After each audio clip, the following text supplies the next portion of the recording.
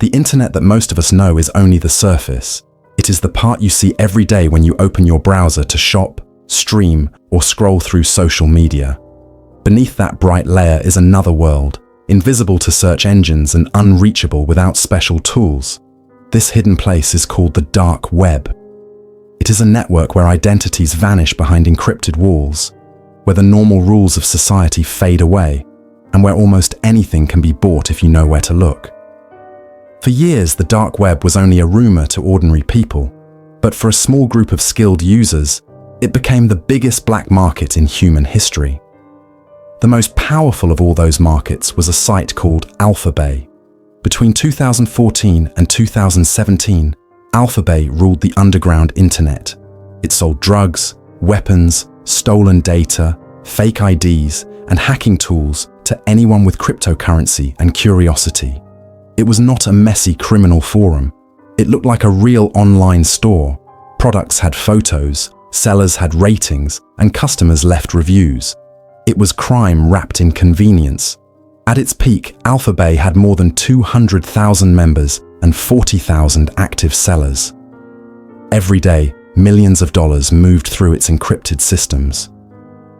To its users, AlphaBay felt untouchable. To police, it was a ghost. No one knew who owned it, where its servers were, or even what country it was operated from. The only clue was a name, Alpha02. That username appeared everywhere on the site, the unseen ruler behind the empire. Yet even in the shadows, people leave traces. A reused password here, a small line of code there, an old post on a forgotten forum. Those small mistakes would one day bring down the king of the dark web. The story of AlphaBay is not just about cybercrime. It is about the chase between order and chaos, about how one young man built an empire of secrets, and how the world's best investigators followed digital dust until they found him. When the FBI shut down the original Silk Road market in 2013, many believed that the dark market era was over. But in the dark web, nothing ends. It only moves.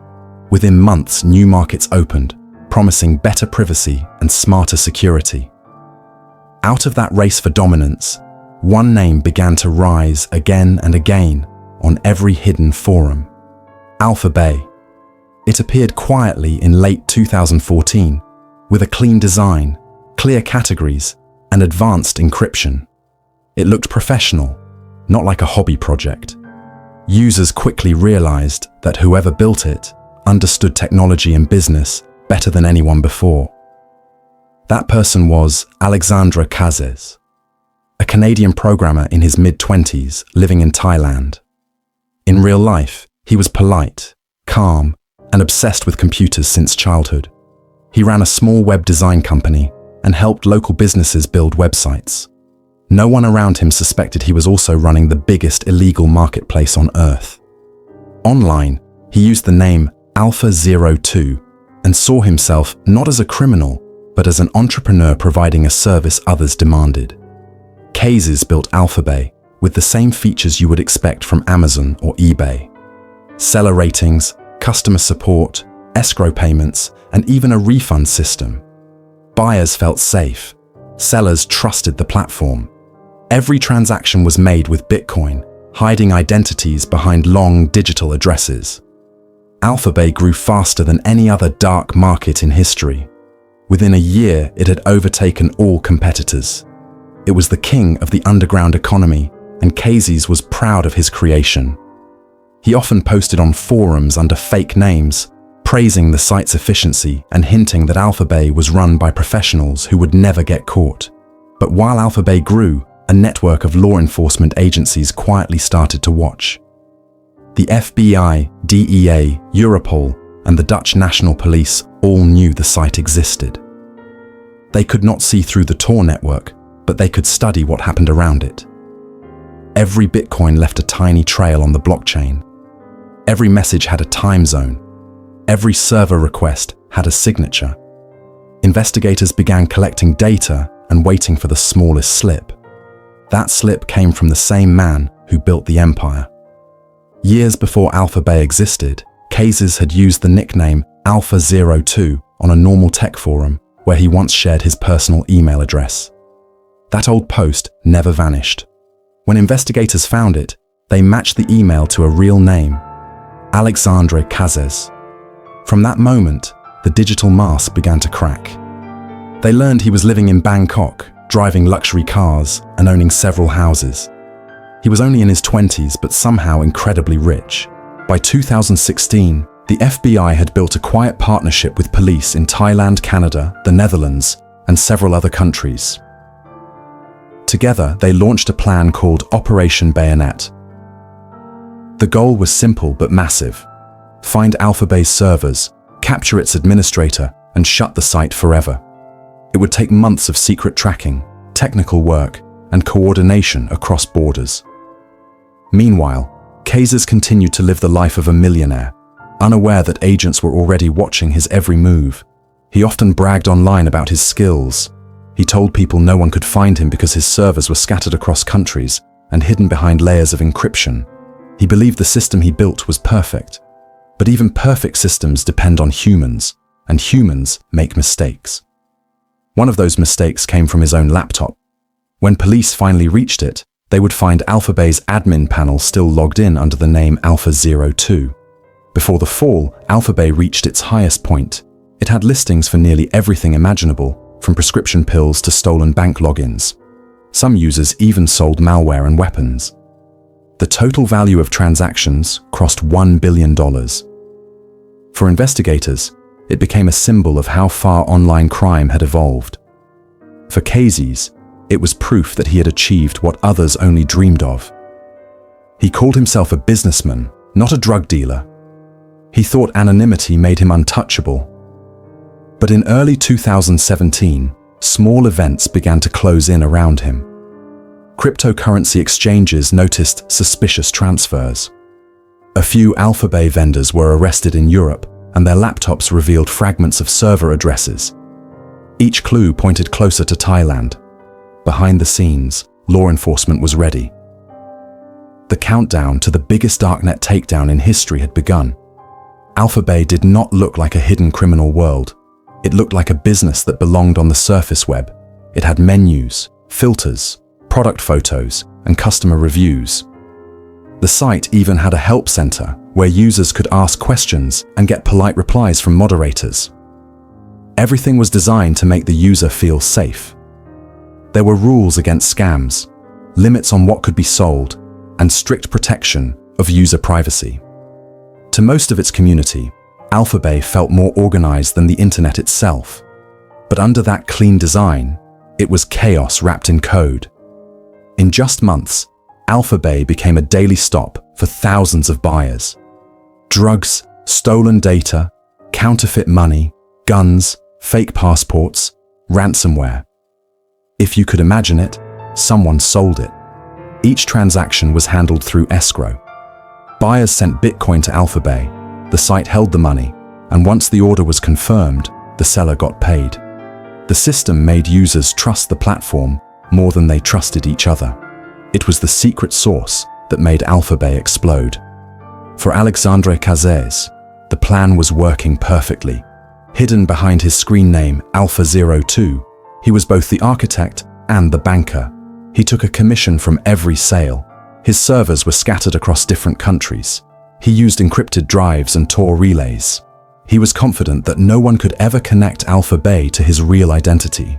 And in Thailand, he lived like a king. Expensive cars, luxury villas, and stacks of cryptocurrency worth millions sat behind layers of encryption only he could access.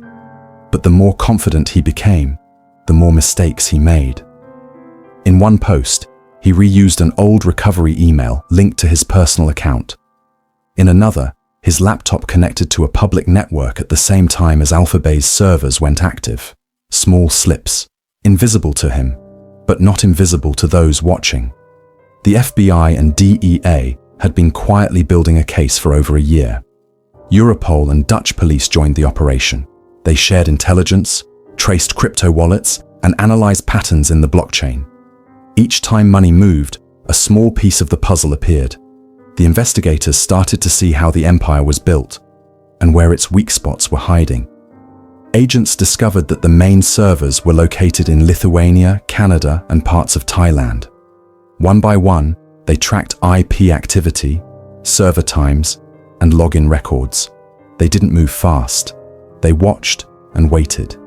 Every hour AlphaBay stayed online gave them more data, and they needed that data to strike once, perfectly, and bring the entire network down in one coordinated hit. Meanwhile, AlphaBay kept growing. It had more users than ever. People called it the new Silk Road, but in truth, it was much bigger.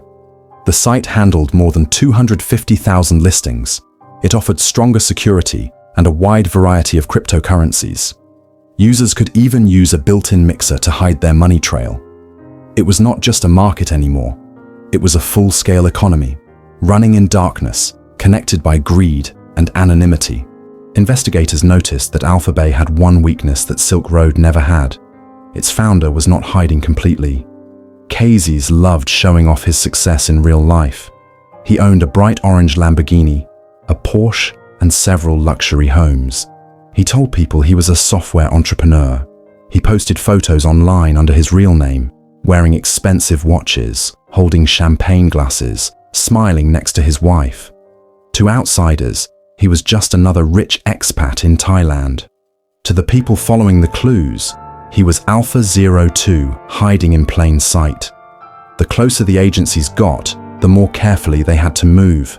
They needed to catch him alive, with his devices unlocked, before he could encrypt or delete everything. AlphaBay's servers used complex security layers that could destroy all data with a single click. If Cazes had any warning, the case would collapse, and AlphaBay would disappear forever. In early 2017, the FBI began working with Thai police on surveillance. They tracked his car, his home, and his internet connections. They noticed that every time Cazes logged into his personal accounts, AlphaBay's admin dashboard went active minutes later. That was the missing proof they needed. The same person was behind both identities. Operation Bayonet was now ready. Dozens of agents across continents would move at the same time. Some would target servers in Europe. Others would seize cryptocurrency wallets. In Bangkok, a local police team would arrest Cazes at his house while his laptop was still open. The plan had to be perfect. One wrong step, and the king would vanish back into the shadows. In July 2017, as the monsoon rain hit Bangkok's streets, officers surrounded Cazes' home. Inside, he was sitting at his computer. On his screen, AlphaBay's admin panel was open. His browser was logged in as Alpha 02. When police entered, they found everything still running. His emails, his chats, his encryption keys. Within seconds, the myth of AlphaBay's untouchable king was shattered. The arrest was quiet, almost too simple for a story that had shaken the digital world. Cazes did not resist. He spoke calmly and told officers he was willing to cooperate. His computer contained everything: transaction logs, user lists, and millions of dollars in crypto wallets. For law enforcement, it was the jackpot they had waited years for. As news of the arrest spread, panic hit the dark web. Vendors rushed to withdraw their money. Buyers vanished. Forums exploded with fear and confusion. AlphaBay was still online for a short while, but no one trusted it anymore. Then, one day later, the site went dark. Users thought it was maintenance. It wasn't. The empire had fallen. Behind the scenes, agents around the world executed synchronized raids. Servers in Lithuania and Canada were seized. Cryptocurrencies were frozen. Data centers were locked down. The largest illegal online market in history was officially over. But what happened next turned the story even darker. A few days after his arrest, Alexandre Cazes was found dead in his Thai jail cell. Authorities called it suicide. They said he used a towel to hang himself.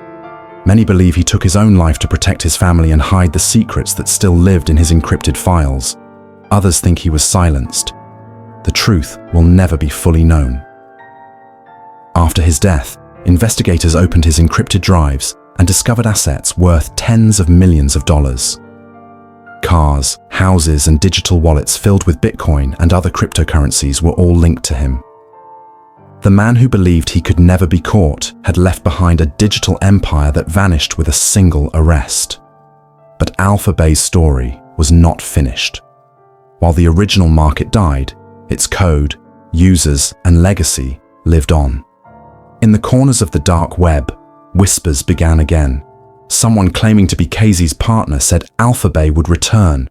A new version, a smarter version, one that law enforcement could never touch.